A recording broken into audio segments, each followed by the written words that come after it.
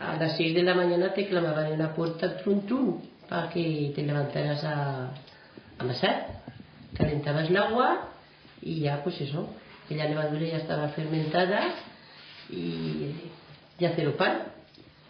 Lo dejabas 3 o 4 horas hasta que aquel pan se levaba, que se decía, y luego pues eso, a enfornarlo. Traías un brazo de leña por la noche, otro por la mañana y calentaban el horno. Y luego pues ya tu pan lo cortabas a cachos, piezas de 30 libras. Y la fornera con la pala, pues metías farina en la pala, pillabas un pan en un brazo, y todo dentro del horno. Y hasta que se coceba. Eso. Y cuando estaba cocido, pues te llamaban a las 3 de la tarde a buscar un pan. Pues todas esas mujeres a buscar un pan en la cabeza. Con unas paneras, 2 o 3 panes, hasta casa. Y ya estaba un pan.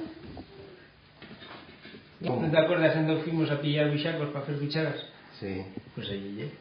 Eso no se puede... Aquellos bichacos recios. Esos bichacos, sí. Que no se puede decir, pero se cortan en plan. Bueno, y cuando matas un chavalín allí, ¿por dónde lo sacas? Está arriba. Sacas... Taco a cuco, lo pillamos al hombro, una estaca chinebro, una palanga y para arriba. Ya está. No. Le sacamos las tripas para que pese menos, lo sacamos hasta arriba y para casa. ¿Y los 3? ¿Cuánta chen estaba? ¿Vamos a sacar 3? Los 3. ¿3? ¿Él sacó 3 chavalín? 3 entre 3. ¿Y cómo lo he feito? Porque ¿cuánto le eché? Pues fui hasta arriba, en que llegas hasta arriba vayas a buscar otro y después arrastro con una cuerda, un garrote para casa. Está... todo coche, ¿no? Vas a ver.